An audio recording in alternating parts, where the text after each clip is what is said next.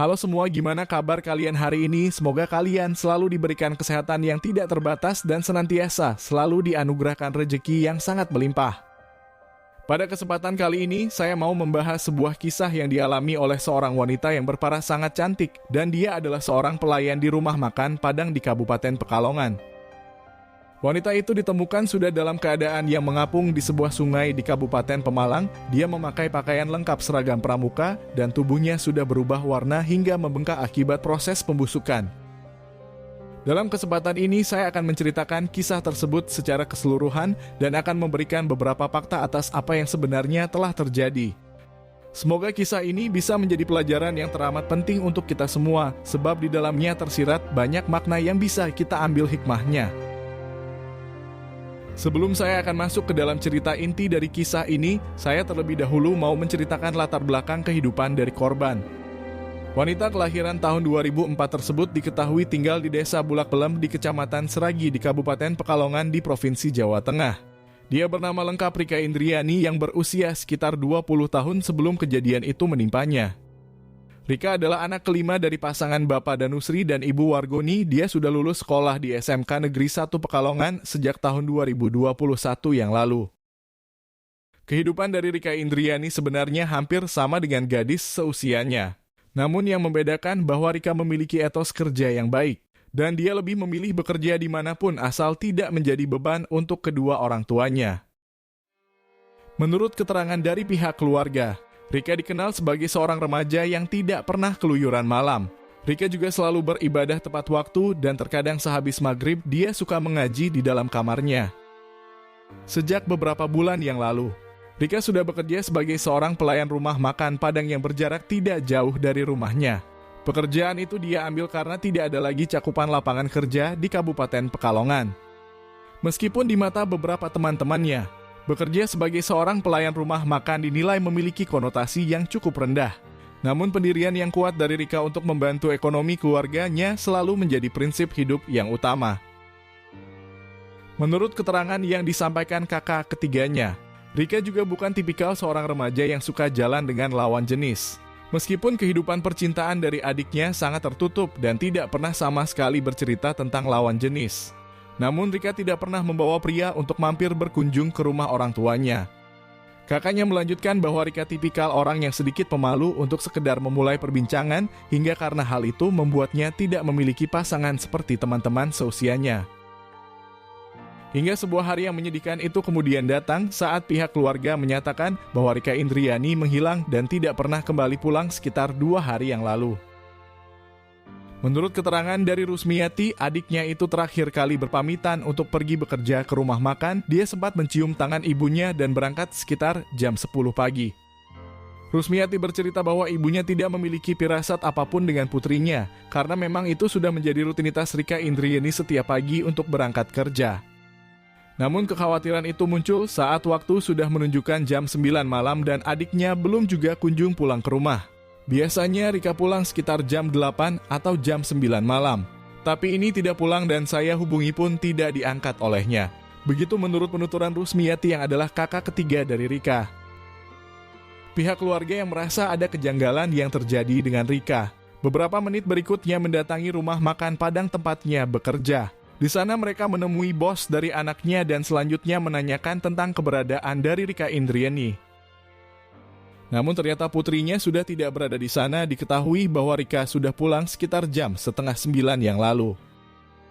Dia juga bercerita bahwa tidak akan langsung pulang ke rumah. Dia ingin menemui seseorang terlebih dahulu karena sudah berjanji sekitar 1 mingguan yang lalu. Namun Rika tidak menyebutkan nama dari teman yang akan ditemuinya. Rika juga terkesan buru-buru dan langsung tancap gas sepeda motor metiknya. Dari keterangan yang didapatkan tersebut, pihak keluarga kemudian kembali menelpon ponsel dari Rika Indriani. Ponsel itu sebenarnya tersembung namun sama sekali tidak pernah diangkat oleh putrinya. Hingga Bapak Danusri selaku ayahnya kemudian memutuskan untuk melaporkan atas kehilangan dari putrinya sekitar jam 11 malam.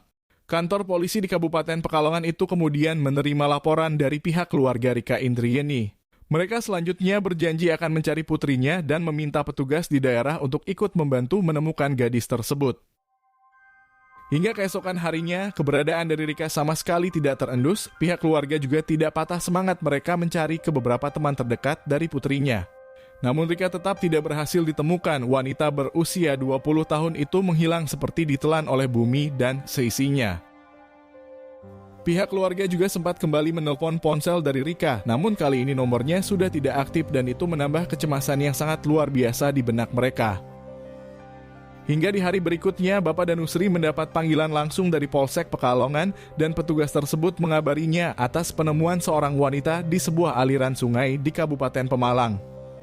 Petugas itu kemudian menyuruh Bapak Danusri untuk ke Rumah Sakit Pemalang untuk memeriksa tubuh wanita yang memiliki ciri-ciri yang sama dengan putrinya.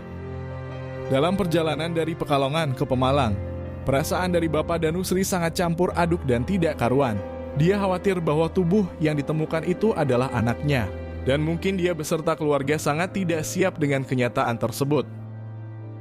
Hingga setelah berada di depan rumah sakit, petugas kepolisian kemudian menyambut Bapak Danusri dan langsung mengarahkannya ke ruang jenazah di tempat itu.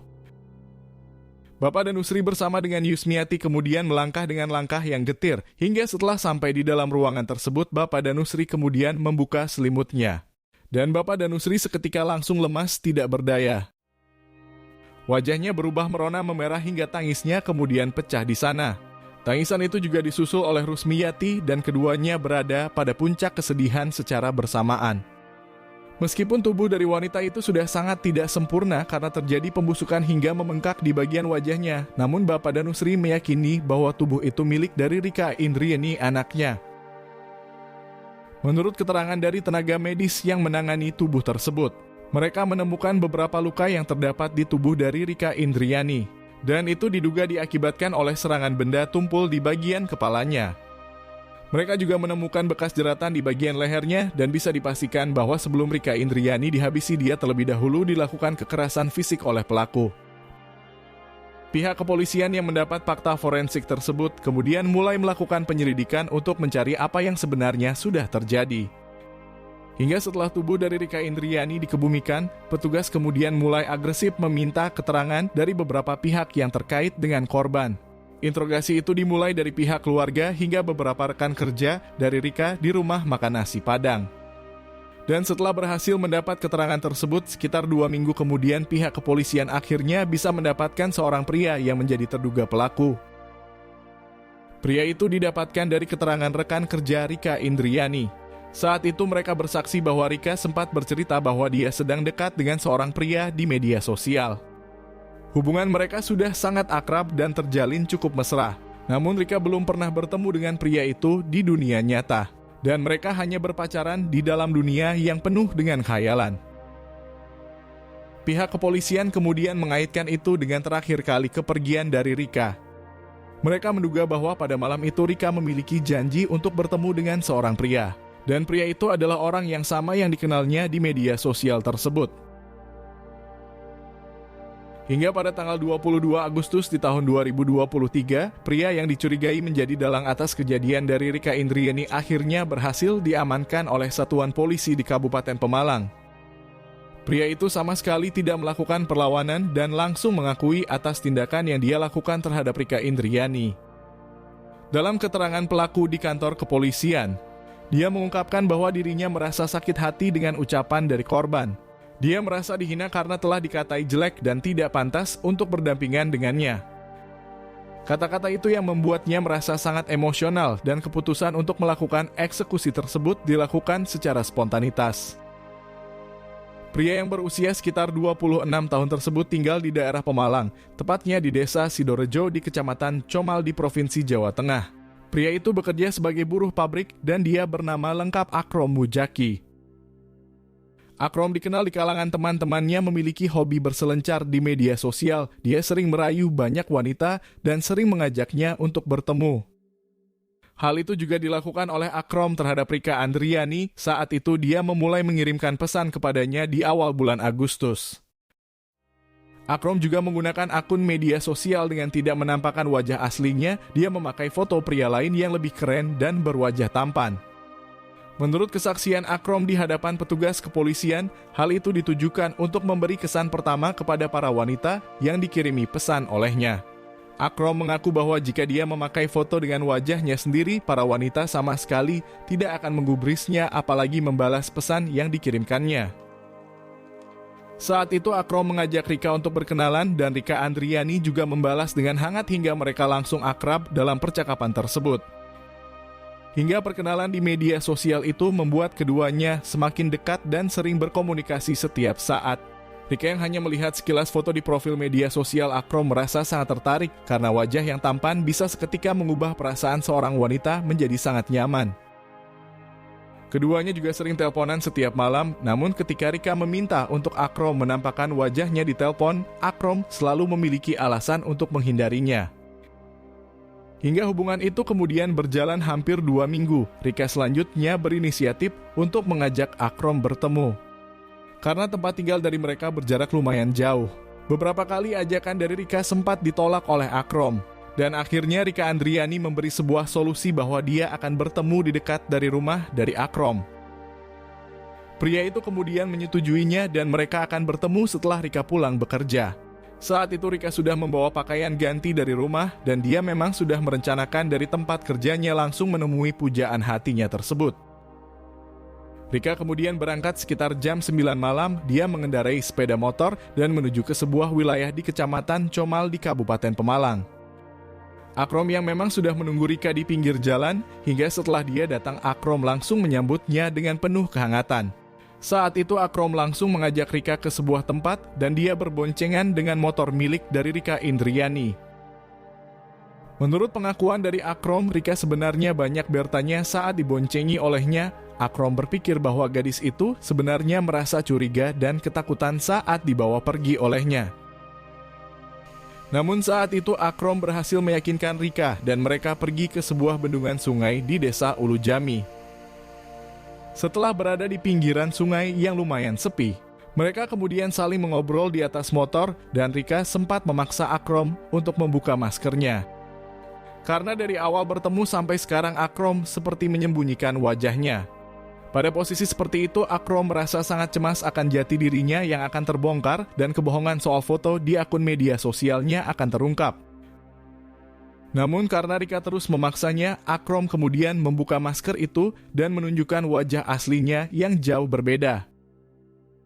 Saat itu Akrom bisa melihat wajah Rika yang menyimpan rasa kecewa yang begitu besar, dia tiba-tiba saja terdiam saat Akrom sudah membuka masker wajahnya. Sebagai seorang laki-laki, Akrom kemudian meminta maaf karena telah membohonginya soal identitas aslinya. Akrom hanya merasa kurang percaya diri dengan wajah yang dimilikinya. Namun saat itu Rika tetap hanya terdiam, dia juga meminta pulang dan mengakhiri pertemuan di antara mereka. Suasana kencan itu berubah menjadi sangat panas. Rika yang merasa sudah ditipu menampakkan kemarahan yang cukup besar.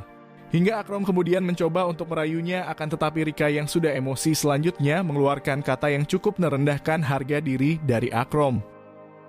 Suasana sudah berubah dan tendensi kemarahan dari Akrom juga meningkat dengan ucapan yang terlontar dari mulut Rika Indriani. Tanpa berpikir dengan kepala yang dingin, Akrom kemudian mengambil sebuah batu yang cukup besar dan langsung menghantamkannya ke kepala dari Rika Indriani. Kemarahan itu ternyata dilampiaskan secara nyata dan Akrom memutuskan untuk melakukan eksekusi terhadap wanita kenalannya tersebut. Hingga beberapa menit kemudian setelah mendapat serangan secara membabi buta dari Akrom, Rika Indriani akhirnya berakhir dengan hembusan napasnya yang terakhir. Setelah mengetahui bahwa Rika Indriani sudah tidak berdaya, beberapa menit kemudian Akrom mencari cara untuk menghilangkan jejak atas perbuatannya. Hingga akhirnya dia berhasil menemukan sebuah rencana. Akrom akan membuang tubuhnya ke dalam sungai di sana. Namun tak berhenti di sana, dia kemudian membuka semua baju yang dikenakan oleh Rika Indriani dan menggantinya dengan sebuah seragam pramuka yang akan diambilnya di rumah. Hal itu bertujuan untuk mengecoh petugas kepolisian, dan Akrom berharap bahwa akan sulit melakukan identifikasi terhadap tubuh Rika Indriani.